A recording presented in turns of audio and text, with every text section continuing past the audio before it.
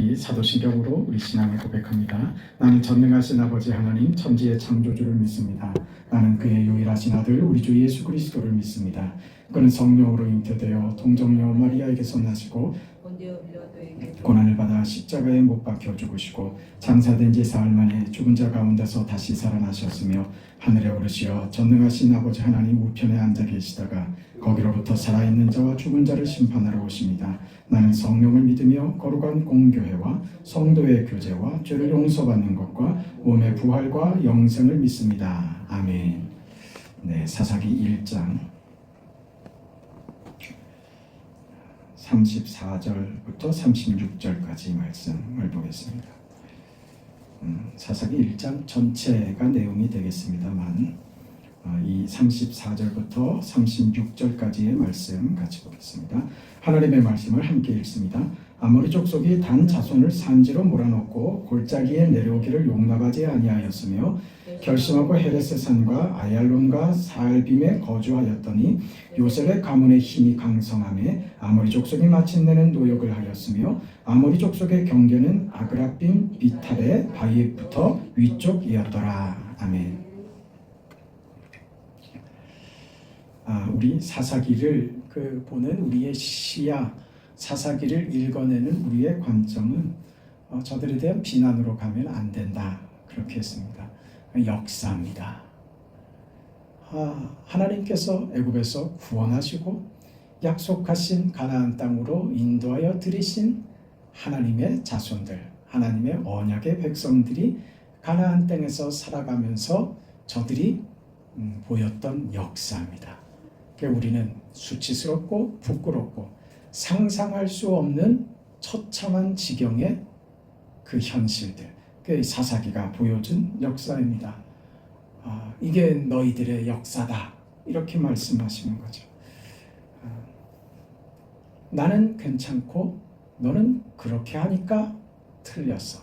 그러니까 네 인생이 안 되는 거야. 이런 식의 이해는 신앙의 이해가 아닙니다. 우리는 쉽게 안심하거나 쉽게 만족할 수 있는 것 아닙니다. 누구를 비난하고 정죄해서 나는 내 인생을 살지 않고 얼렁뚱땅 넘어가려고 하는 것은 아니라 그 말입니다. 네, 언젠가 한번 그 말씀드렸죠. 새벽에 담뱃재 풀어놓고 그거 우려낸 시커먼 물 가지고 그걸 커피라고 우겨대면 안 된다고요. 다른 겁니다. 우리 인생을 얼렁뚱땅 그렇게 넘어갈 수 없는 겁니다. 하나님이 그것을 용납하지 않으십니다. 그런 인생으로 살 수 없다. 누구를 비난하는 것으로 네 인생의 책임이 모면되는 거 아니다. 네가 이런 소리 했다고 네 인생에 이것이 구호였다고 네 인생이 그것을 산 것은 아니다. 우리 신앙의 삶은 이스라엘의 실패에서 배우고 너는 다시는 이런 실패를 하지 말아라. 사사기를 읽어내는 우리의 자세가 되어야 할 것입니다. 그 예수님과 바리새인들의 싸움은 너무나도 흔한 일이었고 우리에게 아주 유명한 일들입니다. 그 예수님과 바리새인들은 그 인생의 운명과 궁극적인 인생의 내용에 대해서 바리새인과 예수님은 반대편에 서 있던 것입니다. 바리새인들은 인간이 구원을 만든다라는 생각이었죠. 그러니 그 자신의 인생의 주인은 누가 됩니까? 자신이 되는 것이죠. 하나님은 그저 목표일 뿐입니다. 그래서 자신의 인생에 자신의 운명이 자기의 손에 있는 거죠. 그걸 자기가 만든다고 주장하고 그렇게 생각했습니다. 그런 조건들을 바리새인들은 가졌다고 생각했죠. 그 조건이 무엇이라고요? 아브라함의 자손이라는 겁니다. 모세의 율법을 자신들은 받았다는 겁니다. 그것으로 자격이 충분하고 그것을 지키는 자기들은 스스로 의를 이루었기 때문에 자신들은 구원받을 자격이 있는 것이고 그 구원을 저들 스스로가 만들어냈다고 주장했다는 것이죠. 예수님은 그렇지 않습니다. 우리 불렀던 찬양 말입니다. 우물가의 여인처럼 난 구했네. 물가로 나오라. 내게로 오라. 그 내용이 뭡니까? 이 여인의 갈증과 불만과 소원은 세상으로 안 되더라는 데 있습니다. 그 절망이죠. 세상으로 살아보려고 했는데 그녀의 결국은 안 되는 거였습니다. 그래서 부정적이죠. 그녀에게 남은 건요, 세상에 대한 원망이죠. 절망이죠. 사람들에 대해서 호의적일 수 있을까요? 아니요. 그런 여인이었으면 이 뜨거운 정오에 물을 길러 우물로 오지 않았을 겁니다. 이런 인생이요. 그녀의 가치는 그녀가 인생의 소망과 구원은 어디 있다고 생각하는 것인가? 율법의 기준입니다.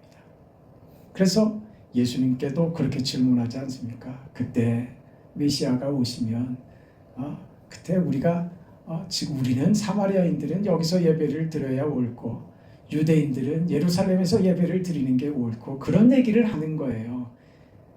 예수님께서 하시는 말씀 그런 거 인자가 오면 메시아께서 오시면 어디서 예배를 드리든 그게 문제가 아니다 그 말이죠.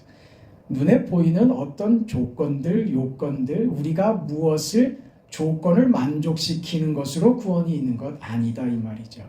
그러니 율법의 요구와 가치와 율법의 잣대 앞에서 절망하고 있는 이 여인에게 예수님께서 찾아오셨다는 것은 무슨 말이냐 하면 율법으로는 안 된다는 것을 너 이제 알았느냐 이거예요.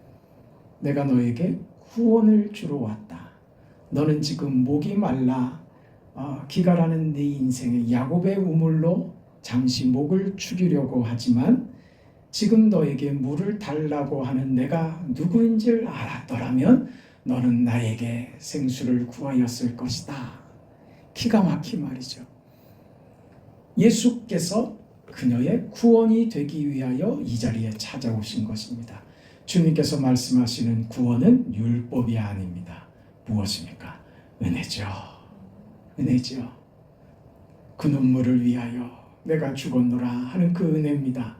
내가 죽어서 너를 살리는 그 방법, 나의 죽음으로 너의 죽음을 해결하는 그 방법, 그게 은혜다. 그 은혜로 내가 너에게 찾아와서 너를 구원하겠다. 이게 지금 주님이 사마리아 수가성 여인에게 하시는 말씀 아닙니까? 바리새인들은 이 착각 속에 있는 거예요. 율법으로 사람의 행위로 우리의 조건으로 이루어지지 않습니다. 오직 예수의 은혜로만 가능한 것입니다. 아브라함을 보내신 하나님, 모세를 보내신 하나님, 그 모세가 중요한 게 아니라 아브라함이 중요한 게 아니라 율법이 중요한 게 아니라 그것을 주신 하나님이 무엇을 원하시는가? 그 자리까지 쫓아오지 않으면 얻을 수 없는 겁니다. 그 하나님, 어떤 하나님을 만나는 겁니까? 은혜입니다.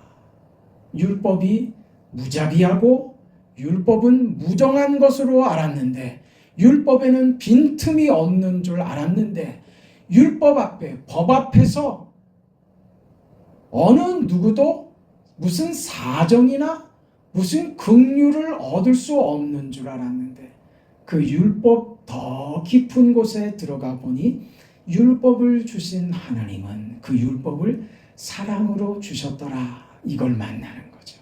이 자리까지 가야 됩니다. 그래야 그곳에서 구원을 만나는 것입니다. 여러분, 그래서 세상은 비극입니다. 세상은 비극입니다. 죽음 앞에서 절망하는 세상이 어떻게 희극을 노래할 수 있겠습니까? 문학은 그래서 문학의 그 찬란함이 비극에서 빛이 나지 희극으로 빛이 나는 경우는 거의 없습니다. 왜냐? 우리 모두 다 알고 있기 때문입니다. 인생은 희극이 아닙니다. 그런 것 같죠. 그러고 싶죠. 그러나 그것이 우리를 속인다는 것을 저도 알고 여러분도 알고 세상도 다 압니다. 그러나 외써 외면하고 싶은 것뿐입니다. 여러분, 아이들 동화는 비극으로 끝날 수가 없죠. 그 아이들에게까지 잔인하게 현실을 보여준다는 것은 너무나 잔인하고 고통스러운 겁니다. 그래서 아이들에게 일깨워주는 이야기들은 희극입니다. 왕자와 공주가 살았는데 서로 난간을 극복하고 사랑하여 결혼하여 행복하게 살았더래요. 그리고 끝이죠. 그러나 우리는 알죠. 그 다음을 쓸 수 없다는 걸 압니다. 결혼하여 행복하게 살았다고요? 어떤 인생이요? 그 거짓말이라는 걸 그 다음 말을 아이들한테는 할 수 없습니다. 그 다음은 비극입니다. 비극이 그 다음에 시작되죠. 동화기 때문에 그렇습니다. 여기서 말하는 이 비극이라고 하는 것은 꼭 부정적인 것을 말하는 게 아닙니다. 무슨 얘기냐면 인간이, 죄인된 인간이 가지고 있는 그 어떤 고상하고 아름답고 선한 것이라 할지라도, 우리가 내세우는 어떤 이상과 어떤 정의로움과 어떤 아름다운 구호라 할지라도 그것으로 아름다운 결과를 만들 수는 없다고 하는, 그렇게 결과될 수 없도록 하나님께서 허락하지 않으신다는 거예요. 이게 하나님의 공의입니다. 그래서 세상이 복된 결과를 만들 수 없는 겁니다. 세상은 그래서 하나님을 떠난 인생은 더러운 것, 썩어지는 것, 추한 것으로 끝나는 겁니다. 그게 하나님의 공의입니다. 우리 인생으로 사는 현실이죠. 하나님의 섭리입니다. 우리를 골탕 먹이시려고요? 아니요. 우리가 원하고 우리가 그리는 대로 마치 동화처럼 그렇게 끝이 난다면 누구도 하나님을 찾지 않을 겁니다. 그것이 인생의 끝이 될 수 없는 하나님의 섭리이기 때문에 그렇습니다.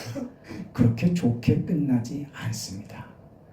그렇게 그것으로 만족하고 그것으로 이 땅에서의 그 결과가 아름다운 것이었다면 하나님이 이루시려는 하나님의 나라와 그 영광과 그 복됨을 사람들은 구하지 않을 겁니다. 하나님이 허락지 않으십니다.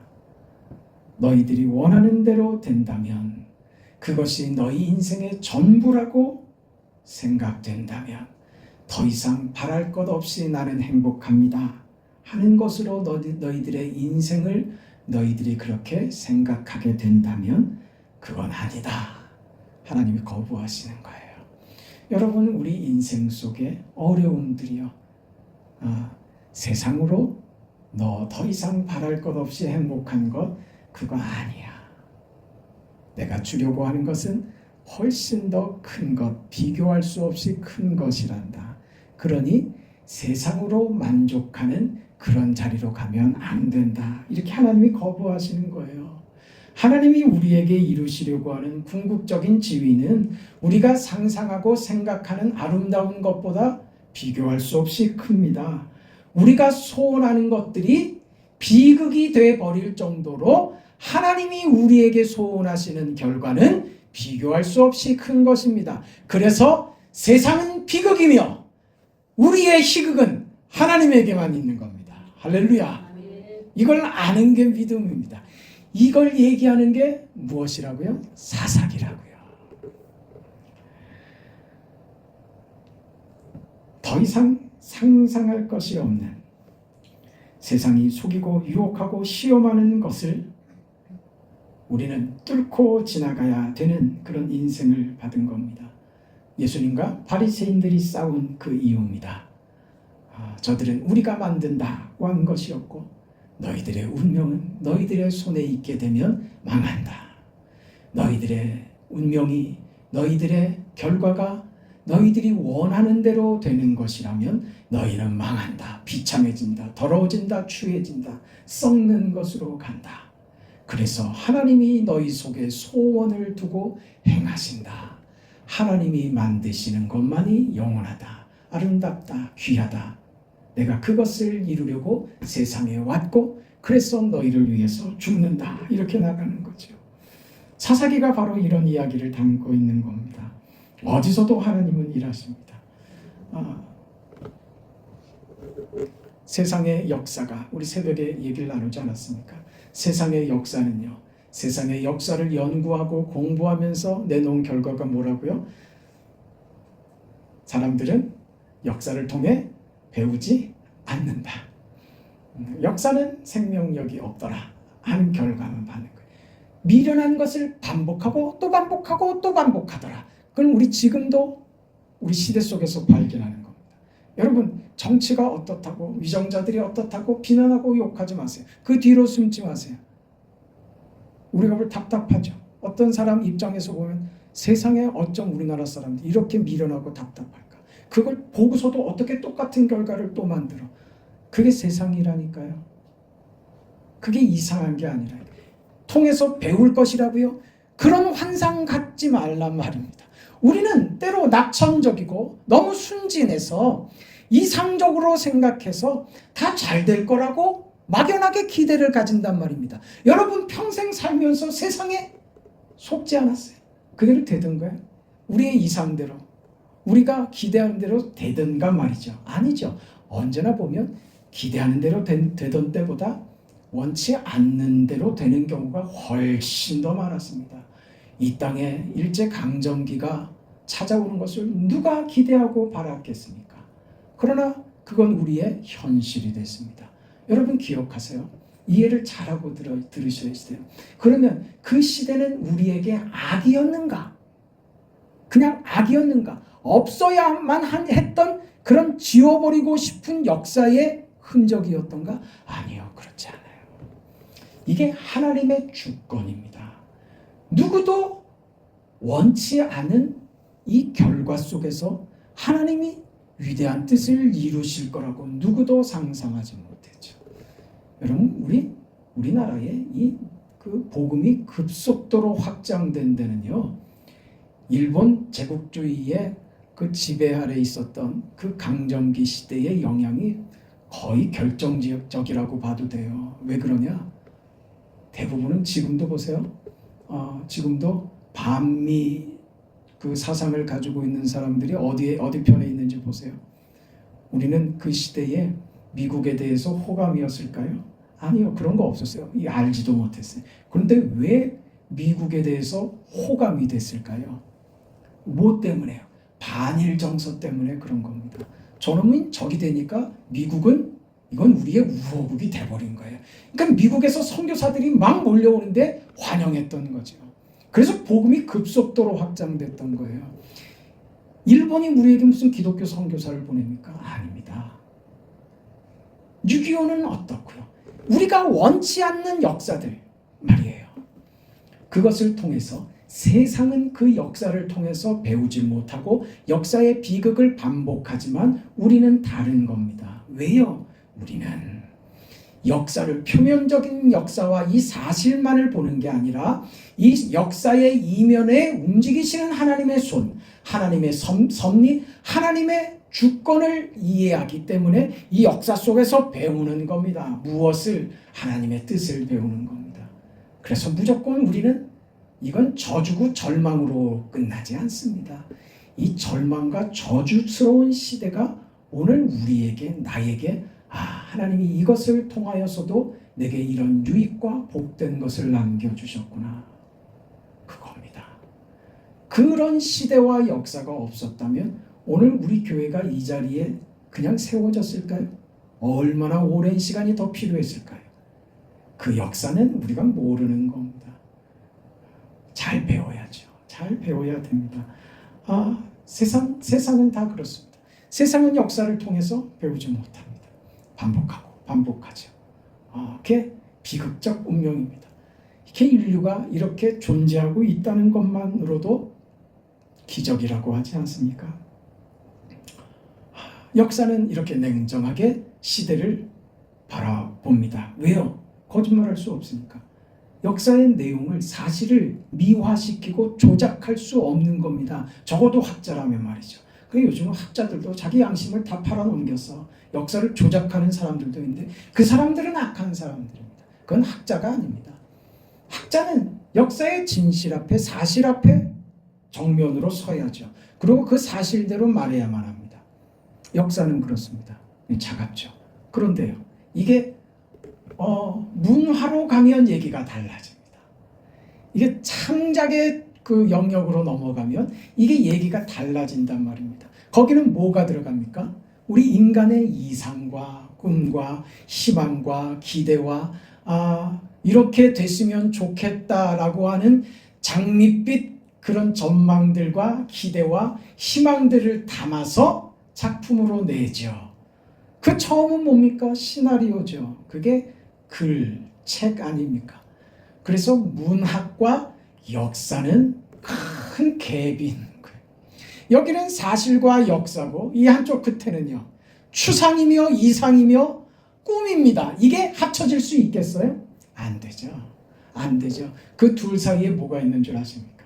그 둘 사이에 자리하고 있는 게 철학이라고 하는 겁니다. 이 철학은 이 둘 사이에서 무슨 답을 내야 되는데 이게 너무나 간극이 크기 때문에 철학은 할 말이 없는 거예요.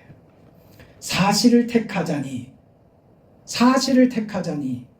그러니 인생에게 희망이 없다는 것만 발견하죠. 그리고 염세주의로 가죠. 비극으로 갑니다. 살 이유가 없는 거죠. 그렇게 갑니다. 그럼 이쪽 끝으로 가면요, 어떻게 낙천주의로 철학이 어떻게 그렇게 빠지겠어요? 어떻게 인류에게 희망의 마취를 그냥 그걸로 어떻게 주겠냐 이 말입니다. 그래서 철학은 늘 고민하는 게 뭡니까? 죽느냐 사느냐, 그것이 문제로다. 이것밖에 없어요. 답이 없는 겁니다. 이게 지금 무슨 얘기예요? 이 역사 앞에 말입니다. 죄인들이 살아가는 이 역사 앞에서 이 죄인들이 내놓을 수 있는 결과는 정확하게 이게 답니다. 역사를 사실로 보는 자들 앞에서 이 인류는 절망입니다. 그러나 이것을 어떻게든 희망의 메시지로 낙천적이고 어떤 희망적으로 미래를 그리고 싶은 그런 예술가들은 이걸 어떻게든 아름답게 포장하고 싶죠. 그러나 압니다.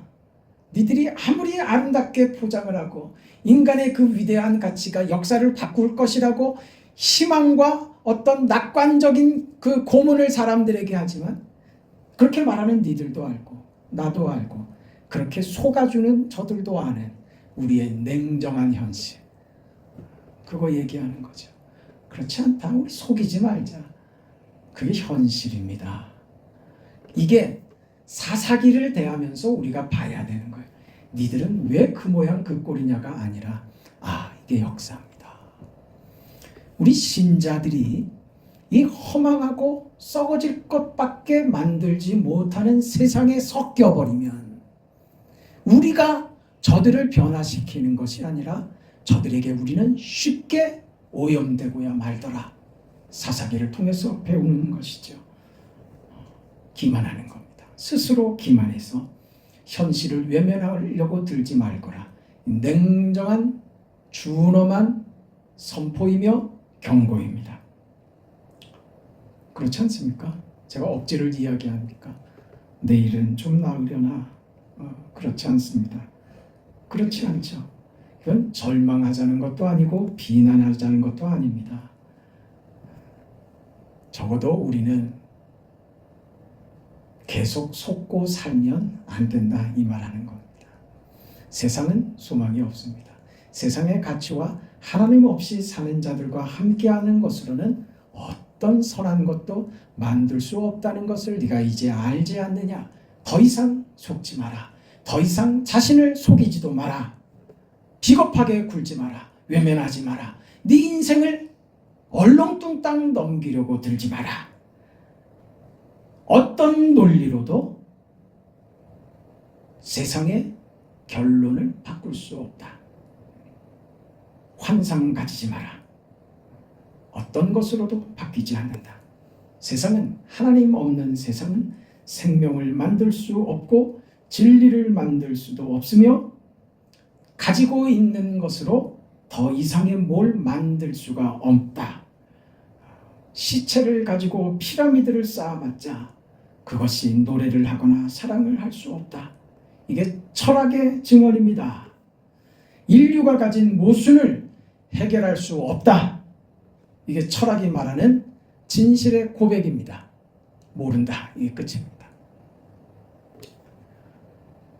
성경의 지적은 하나님 없이 사는 자들의 최선이 무엇이더냐, 그 유익이 있었더냐 이렇게 묻는 겁니다. 학문으로, 세상의 노력으로 저들이 무엇을 배우고 무엇을 만들고 해서 그래서 도대체 무엇을 얻었더냐? 없죠. 그래서 현실 속에서 사람들은 분노합니다. 왜 분노합니까? 왜 내가 가졌는데 행복하지 않냐 이거죠. 돈이면 될 것 같아서 돈을 이렇게 모았는데, 돈을 가졌는데도 왜 나는 행복하지가 않습니까? 권력을 가지면 마음껏 할 수 있어서 그러면 행복할 것 같았는데 권력을 가져도 행복하지가 않습니다. 도대체 이게 뭐냐? 분노죠. 세상에서 얻은 것들, 취한 것들은 인간의 영광됨에는 아무 관계가 없는 것입니다. 미련하게 우리는 그래도 이 말을 꼭 한마디 하려고 들죠. 후회를 할지언정 한번 그렇게 해보기나 했으면 좋겠다. 이런 게 우리 아버지 하나님. 하나님이 보시면서 이게 마음 아프신 거예요. 후회할 때 후회하더라도 돈에 한번 깔려 죽어봤으면 좋겠다. 이런 미련하고 무식한 소리들을 그냥 우리란 말입니다. 예외 있습니까? 속지 말란 말입니다. 자신을 속이지도 말고 말입니다. 어디에다 자신을 묶어서 핑계대지 말라는 말입니다. 어떻게 하라고요? 하나님 앞에 서라. 여러분이 가진 지위와 현실 그대로 하나님 앞에 서라. 우리 모두 다 똑같은 하나님 앞에서 각자의 현실과 지위와 그 역할 속에서 하나님 앞에 서는 겁니다. 모두 다 똑같습니다. 억울할 것이 그래서 없는 겁니다. 하나님이 나는 차별하셨다고요? 아니요. 이스라엘을 위해서 가나안을 진멸시켰다고요? 아니라니까요. 이스라엘은 그래서 어려운 거 없고 즐겁기만 했다고요? 어디요? 이스라엘은요 죽어나갑니다. 죽어나가요. 어떻게 해요? 하나님이 죽이지 않으시면서 죽음 같은 고통을 겪게 하십니다. 그게 사사기죠. 너희가 나 없이 너희 인생을 만들 수 있다고? 그래 한번 살아봐라. 그것이 절망이고 고통이고 죽음 같은 사망에 이르는 아픔인 겁니다. 그걸 겪는 거죠. 그걸 하나님이 죽이지는 않으시고 멸망하지 못하도록, 그걸로 망하지 못하도록 우리를 붙드시고 계신데, 그 안에서 스스로를 속이고 하나님의 뜻을 따르지 않는 인생들이 겪는 그 죽음 같은 고통들 말입니다. 그걸 하나님이 우리를 위하여 그렇게 하십니다. 왜요? 우리의 생애가 얼마나 중요한지, 하나님이 우리 인생을 충만케 하시려는데 우리 인생이 얼마나 소중한지 그게 하나님의 손에 있다는 것입니다. 그렇게 하나님이 선언하고 계시는 겁니다. 내가 너 망하게 하지 않는다. 너를 버릴 수가 없다. 너 이 망해가고 썩어지는 곳에서 그래도 여기서 발버둥 치면서 이것으로 무슨 행복과 구원과 영광과 무슨 복된 것을 찾아보겠다고? 그래, 그것이 찾아지더냐? 내가 너의 운명을 쥐고 있는 이상 너는 그것으로는 만족되지 않는 인생이 될 것이다. 이게 하나님의 선언입니다. 예수 믿는 일을, 이 하나님이 하시는 일, 이 하나님께서 우리 인생에 이렇게 간섭하시는 이 일을 인정하고 이해하지 못한다면 우리는 우리 인생을 원망하다 끝나버리고 맙니다. 여러분, 우리는 우리 인생을 살아야 합니다. 어디서요? 하나님 앞에서. 다른 어떤 것으로 대체할 수 없습니다. 하나님의 자리에 무슨 어떤 고상한 것을 갖다 놔도 그 결과는 썩는 겁니다. 무슨 대의를 가지고, 무슨 이상을 가지고, 나라와 민족이 어쩌고, 민주주의가 어떻고, 사랑이, 믿음이, 무슨 추상적인 관념으로 하나님의 자리에 올려놓지 마세요. 우리는 우리 인생을 사는 겁니다. 어떻게? 하나님 앞에서요. 저들은 저들대로 사는 거예요. 그 속에서 내가 어떻게 살아야 하는가? 하나님의 자녀된 자로서 살고 있는가? 자신을 봐야 합니다. 속일 수 없는 인생입니다. 여러분, 예수를 믿으면 구원을 받습니다. 그 구원은 영생하는 구원입니다. 이 영생하는 구원은 죽어서 천국 가서 누리는 게 아니라요. 지금 누리는 거예요. 지금부터 영생하는 겁니다. 영생의 삶이요. 지금부터 사는 겁니다. 하나님의 은혜와 정의와 능력과 영광의 삶을 언제부터? 지금부터 영원토록 말입니다. 어렵죠? 어렵죠?